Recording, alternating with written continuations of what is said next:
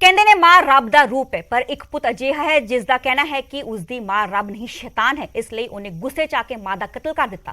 ਮੁਲਜ਼ਮ ਪੁੱਤ ਨੇ ਹੋਰ ਵੀ ਬਹੁਤ ਕੁਝ ਰੌਂਗਟੇ ਖੜੇ ਕਰਨ ਵਾਲਾ ਬਿਆਨ ਕੀਤਾ। ਮਾਮਲਾ ਸੁਲਤਾਨਪੁਰ ਲੋਧੀ ਦੇ ਜਵਾਲਾ ਨਗਰ ਦਾ ਹੈ। ਪੁੱਤ ਨੇ ਕੀਤਾ ਮਾਂ ਦਾ ਕਤਲ, ਸਿਰਫ 20 ਰੁਪਏ ਨਾ ਦੇਣ ਤੇ ਕਤਲ। ਇੰਗਲੈਂਡ ਤੋਂ ਡਿਪੋਰਟ ਹੋ ਕੇ ਆਇਆ ਸੀ ਮੁਲਜ਼ਮ ਨੌਜਵਾਨ, ਨਸ਼ੇ ਦਾ ਆਦੀ ਹੋਣ ਦਾ ਇਲਜ਼ਾਮ। ਮਾਂ ਰੱਬ ਦਾ ਰੂਪ ਹੁੰਦੀ ਹੈ, ਕਈ ਸਦੀਆਂ ਤੋਂ ਸੁਣਿਆ ਜਾ ਰਿਹਾ ਹੈ, ਪਰ ਰੱਬ ਦਾ ਰੂਪ ਤਾਂ ਹੈ ਜੇਕਰ ਬੱਚੇ ਦੀ ਸਹੀ ਪਰਵਰਿਸ਼ ਕਰੇ, ਉਸ ਨੂੰ ਚੰਗੀ ਸਿੱਖਿਆ ਤੇ ਚੰਗਾ ਗਿਆਨ ਦੇਵੇ। ਪਰ ਜੇਕਰ ਮਾਂ ਬੱਚੇ ਨੂੰ ਹੀ ਭੁੱਖਾ ਮਾਰੇ, ਫਿਰ ਉਹ ਰੱਬ ਦਾ ਰੂਪ ਨਹੀਂ ਬਲਕਿ ਸ਼ੈਤਾਨ ਦਾ ਰੂਪ ਹੈ। ਇਹ ਕਹਿਣਾ ਹੈ ਪੁਲਿਸ ਦੀ ਗਿਰਫਤ ਦੇ ਵਿੱਚ ਖੜੇ ਮੁਲਜ਼ਮ ਪੁੱਤ ਦਲਬੀਰ ਸਿੰਘ ਦਾ, ਜਿਨ੍ਹਾਂ ਆਪਣੀ ਮਾਂ ਦਾ ਕਤਲ ਸਿਰਫ 20 ਰੁਪਏ ਦੇ ਲਈ ਕਰ ਦਿੱਤਾ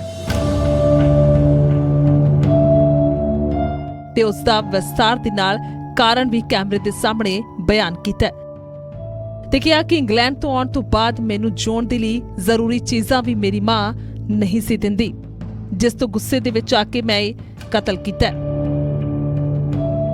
20 ਰੁਪਏ ਮਾਂ ਨੇ ਦਿੱਤੇ ਨੇ ਤੇ ਫਿਰ ਉਸੇ ਦਾ ਨਾਲ ਕੋਈ ਹੱਥ ਪਾਈ ਹੋਈ, ਉਸੇ ਨਾਲ ਹੱਥ ਪਾਈ ਹੋ ਕਿਸੇ ਵੀ ਪਤਾ ਨਹੀਂ ਲੱਗਾ। ਅੱਛਾ, ਤੇ ਫਿਰ ਗੁੱਸੇ 'ਚ ਕੀ ਮਾਰਿਆ ਮਾਂ ਦੇ? ਸਾਡੇ ਜਨ ਮਾਰਿਆ ਕੋਈ ਡੰਡਾ ਮਾਰਤਾ। ਕਿੱਥੇ ਮਾਰਿਆ ਸੀ? ਉਹ ਮੁੰਡਾ ਰਿਪੋਰਟ ਕਹਿੰਦਾ ਮੈਂ ਦੇ ਕੇ ਜਾਣਾ, ਤੁਹਾਨੂੰ ਮਿਲ ਜੂ ਤੇ ਆਉਣਾ। ਤੇ ਫਿਰ ਕਿੰਨੇ ਦਿਨ ਮਾਂ ਮਰੀ ਰਹੀ? ਕੋਈ 5-6 ਦਿਨ ਤੇ ਖਾਣ ਲਈ ਰੋਟੀ ਨਹੀਂ ਹੁੰਦੀ। ਹੂੰ। ਤੇ ਜੇ ਮੈਂ ਬਾਹਰ ਗੁਰਦੁਆਰੇ ਖਾਣ ਜਾਂਦਾ ਸੀ, ਉਹ ਕਹਿੰਦੇ ਕੱਪੜੇ ਛੋਟੇ ਆ, ਪੂਰੇ ਪਾ ਕੇ ਆ। ਸਾਰੀਆਂ ਮਾਵਾਂ ਰੱਬ ਦਾ ਰੂਪ ਨਹੀਂ ਹੁੰਦੀਆਂ। ਜੇ ਰੱਬ ਦਾ ਰੂਪ ਮਾਂ ਨੇ ਬਣਨਾ ਤਾਂ ਬੱਚੇ ਦੀ ਸਹੀ ਪਰਵਰਿਸ਼ ਕਰੇ। ਦਰਅਸਲ ਸੁਲਤਾਨਪੁਰ ਲੋਧੀ ਦੇ ਜਵਾਲਾ ਨਗਰ ਦੇ ਵਿੱਚ 75 ਸਾਲਾ ਬਜ਼ੁਰਗ ਕੁਲਵਿੰਦਰ ਕੌਰ ਦਾ ਕਤਲ 16 ਜੂਨ ਨੂੰ ਹੋਇਆ, ਜਿਸ ਦੀ ਲਾਸ਼ ਕਰੀਬ 4 ਤੋਂ 5 ਦਿਨ ਦੇ ਕਰੀਬ ਘਰ ਦੇ ਅੰਦਰ ਹੀ ਸੀ ਤੇ ਕਾਤਲ ਪੁੱਤ ਦੇ ਮੁਤਾਬਿਕ ਵਾਰ ਕਰਨ ਤੋਂ ਬਾਅਦ ਕਰੀਬ 1 ਘੰਟੇ ਬਾਅਦ ਮਾਂ ਦੀ ਮੌਤ ਹੋਈ। ਯਾਨੀ ਜੇਕਰ 1 ਘੰਟੇ ਦੇ ਦੌਰਾਨ ਬਜ਼ੁਰਗ ਨੂੰ ਕੋਈ ਵੇਖ ਲੈਂਦਾ ਤਾਂ ਬਚਾਇਆ ਜਾ ਸਕਦਾ ਸੀ। ਕਿਰਾਏਦਾਰਾਂ ਦੇ ਵੱਲੋਂ ਬਦਬੂ ਆਉਣ ਤੇ ਪੁਲਿਸ ਨੂੰ ਸੱਦਿਆ ਗਿਆ ਤਾਂ ਬਜ਼ੁਰਗ ਦੇ ਵੱਡੇ ਪੁੱਤਰ ਨੇ ਦੱਸਿਆ ਕਿ ਉਸ ਦਾ ਛੋਟਾ ਭਰਾ ਅਕਸਰ ਲੜਾਈ ਝਗੜਾ ਕਰਦਾ ਹੈ ਤੇ ਨਸ਼ੇ ਦਾ ਆਦੀ ਵੀ ਹੈ, ਇਸੇ ਲਈ ਉਹ ਵੱਖ ਰਹਿੰਦੇ ਸਨ ਤੇ ਅੱਜ ਉਸਨੇ ਮਾਂ ਦਾ ਕਤਲ ਕਰ ਦਿੱਤਾ। ਮੇਰਾ ਬਸ਼ੀ ਸਾਰਾ ਇੱਥੇ ਹੀ ਪਿਆ ਬਾਰੇ ਤੇ ਮੈਨੂੰ ਨਾ ਇਧਰੋਂ ਪੌੜੀ ਵੱਲੋਂ ਜ਼ਿਆਦਾ ਸਮੈਲ ਆਵੇ ਤੇ ਮੈਂ ਆਪਣੇ ਹਸਬੰਦ ਨੂੰ ਮੈਂ ਹੀ ਕਿਹਾ, ਮੈਂ ਕਿਹਾ ਥੋੜਾ ਤਾਂ ਨੂੰ ਹੋ ਸਕੀਏ। ਅਸੀਂ ਜਿੱਦਾਂ ਤਾਂ ਚ ਗਏ, ਬੂਹਾ ਖੁੱਲਾ ਪਿਆ ਸੀਗਾ ਏਦਾਂ ਹੀ ਤੇ ਏਦਾਂ ਬਲੱਡ ਆਉਣ ਡਿਆ ਸੀ। ਅਸੀਂ ਸਰ ਏਦਾਂ ਹੀ ਵਾਪਸ ਬਾਹਰ ਆ ਗਏ।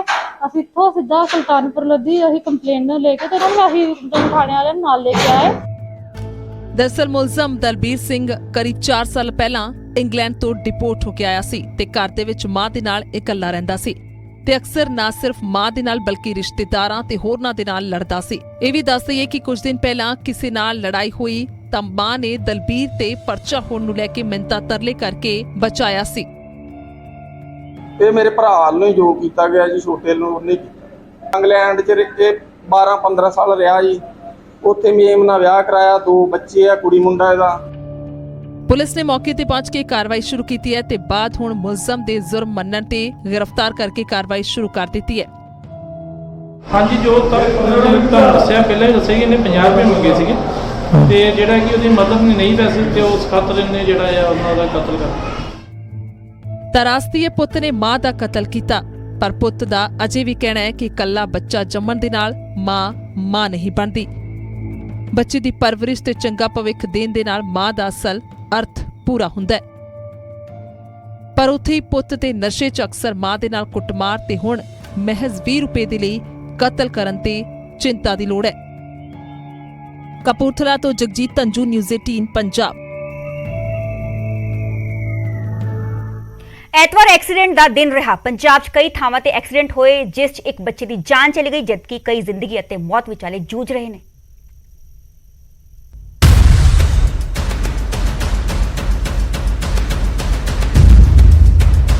$18 ਲੱਖ ਦੀ ਗੱਡੀ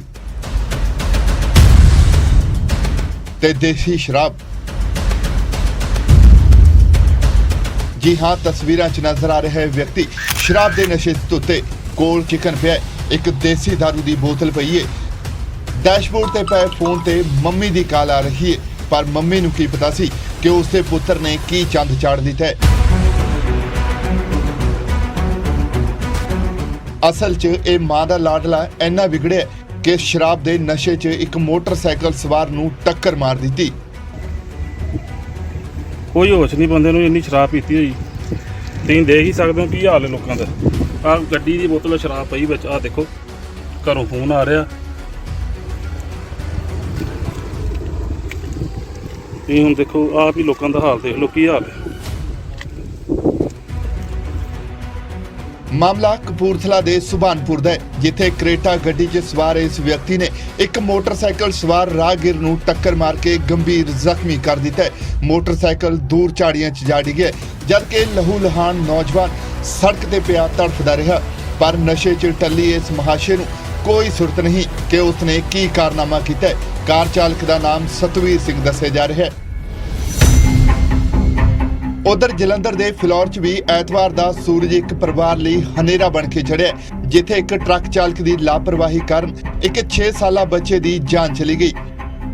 ਮੌਕੇ ਤੇ ਮੌਜੂਦ ਪੁਲਿਸ ਅਧਿਕਾਰੀਆਂ ਮੁਤਾਬਕ ਡਰਾਈਵਰ ਨੇ ਟਰੱਕ ਬਿਨਾਂ ਆਲੇ ਦੁਆਲੇ ਦੇਖੇ ਹਾਈਵੇ ਤੇ ਚੜਾ ਦਿੱਤਾ, ਜਿਸ ਕਾਰਨ ਪਿੱਛੋਂ ਆਉਂਦੀ ਬਲੈਰੋ ਗੱਡੀ ਦੀ ਟਰੱਕ ਨਾਲ ਟੱਕਰ ਹੋ ਗਈ। ਆਪਣੇ ਜੀਟੀ ਰੋਡ ਤੇ ਚੜ੍ਹਨ ਲੱਗਾ ਕ੍ਰੋਸਿੰਗ ਤੋਂ, ਤੇ ਗੱਡੀ ਜਿਹੜੀ ਜਲੰਧਰ ਸਾਈਡ ਤੋਂ ਬਲੈਰੋ ਆ ਰਹੀ ਸੀ, ਤੇ ਇਹਨੇ ਅਣਦੇਖਿਆ ਹੀ ਸੱਜੇ ਖੱਬੇ ਬਿਨਾਂ ਹੀ ਦੇਖਿਆ ਤੇ ਜੀਟੀ ਰੋਡ ਤੇ ਗੱਡੀ ਕੈਂਟਰ ਚਾੜਤਾ, ਜਿਸ ਕਰਕੇ ਜਿਹੜੀ ਤੇਜ਼ ਰਫ਼ਤਾਰ ਦੀ ਪਿੱਛੋਂ ਗੱਡੀ ਆ ਰਹੀ ਸੀ ਬਲੈਰੋ ਤੇ ਹਾਈਵੇ ਦੇ ਨੈਸ਼ਨਲ ਤੇ ਉਹ ਵਿੱਚ ਟਕਰਾ ਗਈ, ਜਿਸ ਕਾਰਨ ਐਕਸੀਡੈਂਟ ਹੋਇਆ ਤੇ ਕਾਫੀ ਨੁਕਸਾਨ ਹੋਇਆ। ਇਹਦੇ ਵਿੱਚ 3 ਸੀਗੇ ਪੈਸੇਂਜਰ ਤੇ ਆਪਣੇ 3 ਸੀਗੇ ਵਿਅਕਤੀ, ਜਦੋਂ 2 ਬੱਚੇ ਸੀਗੇ ਤੇ ਇੱਕ ਆਪ ਮਨਜੀਤ ਸਿੰਘ ਚਲਾ ਰਿਹਾ ਸੀ, ਇੱਕ ਛੋਟਾ ਬੱਚਾ ਸੀ ਏਕਮ, ਉਹਦੀ ਡੈਥ ਹੋ ਗਈ ਹੈ। ਜੋ ਬਣਦੀ ਕਾਰਵਾਈ ਕੀਤੀ ਜਾ ਰਹੀ ਹੈ। ਬੇਸ਼ੱਕ ਐਤਵਾਰ ਛੁੱਟੀ ਅਤੇ ਮौज ਮਸਤੀ ਦਾ ਦਿਨ ਹੈ, ਪਰ ਇਹ ਮौज ਮਸਤੀ ਜਦੋਂ ਕਿਸੇ ਦੀ ਜਾਨ ਲੈ ਜਾਵੇ ਤਾਂ ਇਹ ਚਿੰਤਾ ਦਾ ਵਿਸ਼ਾ ਵੀ ਹੈ ਅਤੇ ਇਸ ਤੇ ਖੁਦ ਨੂੰ ਕਾਬੂ ਪਾਉਣ ਦੀ ਵੀ ਲੋੜ ਹੈ। ਹਾਲਾਂਕਿ ਦੋਵਾਂ ਹੀ ਘਟਨਾਵਾਂ 'ਚ ਪੀੜਤਾਂ ਦੀ ਗਲਤੀ ਕਿਧਰੇ ਵੀ ਨਹੀਂ, ਪਰ ਫਿਰ ਵੀ ਖਾਮਿਆਜ਼ਾ ਉਹਨਾਂ ਨੂੰ ਹੀ ਭੁਗਤਣਾ ਪਿਆ। ਕਪੂਰਥਲਾ ਤੋਂ ਜਗਜੀਤ ਧੰਜੂ ਅਤੇ ਜਲੰਧਰ ਤੋਂ ਸੁਰਿੰਦਰ ਕੰਬੋਜ, ਨਿਊਜ਼ 18 ਪੰਜਾਬ। ਜਿੱਥੇ ਦੇਸ਼ ਭਰ 'ਚ ਨੌਜਵਾਨ ਸੜਕਾਂ ਤੇ ਉਤਰ ਕੇ ਅਗਨੀਪਥ ਸਕੀਮ ਦਾ ਵਿਰੋਧ ਕਰ ਰਹੇ ਨੇ, ਹਿੰਸਕ ਹੋ ਰਹੇ ਨੇ, ਉੱਥੇ ਫਰੀਦਕੋਟ 'ਚ ਨੌਜਵਾਨ ਆਪਣੀ ਟ੍ਰੇਨਿੰਗ 'ਚ ਮਸਰੂਫ ਨੇ। ਹਾਲਾਂਕਿ ਇਹ ਵੀ ਸਕੀਮ ਵਾਪਸ ਲੈਣ ਦੀ ਮੰਗ ਕਰ ਰਹੇ ਨੇ। ਇਹ ਤਸਵੀਰ ਹੈ ਫਰੀਦਕੋਟ ਦੀ, ਜਿੱਥੇ ਨੌਜਵਾਨ ਫੌਜ 'ਚ ਭਰਤੀ ਲਈ ਟ੍ਰੇਨਿੰਗ ਕਰ ਰਹੇ ਨੇ। ਇੱਕ ਪਾਸੇ ਜਿੱਥੇ ਨੌਜਵਾਨ ਅਗਨੀਪਥ ਸਕੀਮ ਦਾ ਸੜਕਾਂ ਤੇ ਉਤਰ ਕੇ ਵਿਰੋਧ ਕਰ ਰਹੇ ਨੇ, ਹਿੰਸਕ ਹੋ ਰਹੇ ਨੇ, ਭੰਨਤੋੜ ਕਰ ਰਹੇ ਨੇ, ਸਰਕਾਰੀ ਸੰਪत्ति ਦਾ ਨੁਕਸਾਨ ਕਰ ਰਹੇ ਨੇ, ਉੱਥੇ ਇਹ ਨੌਜਵਾਨ ਆਪਣੀ ਟ੍ਰੇਨਿੰਗ 'ਚ ਮਸ਼ਰੂਫ ਨੇ, ਫੌਜ ਦੇ ਵਿੱਚ ਰੈਗੂਲਰ ਭਰਤੀ ਦੀ ਉਮੀਦ ਜਤਾ ਰਹੇ ਨੇ।